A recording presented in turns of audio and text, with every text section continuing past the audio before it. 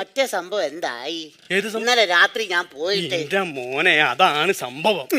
ഈ പോയതിന് ശേഷം ഇവര് 4-5 ആൾക്കാർ ഇങ്ങോട്ട് വന്ന് 4-5 ആൾക്കാർ ഇങ്ങോട്ട് വന്നിട്ട് ഈ വീട്ടിലുള്ള ചട്ടിയും കാലവും ടി വി ഉള്ള സാധനങ്ങൾ മുഴുവൻ എടുത്തിട്ട് പുറത്തിറങ്ങി. ഈ വീട്ടിൽ അപ്പൊ ഈ സംഭവം നടക്കുമ്പോ ആരുണ്ട്? അയ്യോ, ആ സമയത്ത് ആ വയസ്സായ മനുഷ്യനും ഈ പെൺകുട്ടിയും ഈ 2 പേരുള്ളപ്പോ മനസാക്ഷി ഇല്ലാണ്ട് ഇവർ ചെയ്ത് നാട്ടുകാരും ഇടപെട്ടില്ല. ആരും ഇടപെട്ടില്ല. പിന്നെ പെട്ടെന്ന് മറ്റോ കയറി വന്നു. ഇവൻ വന്ന് ഞാൻ ചോദിക്കുന്ന ഇവന്റെ നിലപാട് എന്താണ്? ഇവന്റെ നിലപാട് എന്ന് പറഞ്ഞു കഴിഞ്ഞാല് ഇവൻ പറഞ്ഞ് ഈ പുറത്തേക്ക് എറിഞ്ഞ സാധനങ്ങളൊക്കെ അങ്ങോട്ട് എടുത്തു വെക്കണം, പൊട്ടിയതൊക്കെ മാറ്റിട്ട് പുതിയത് വാങ്ങിക്കൊടുക്കണം.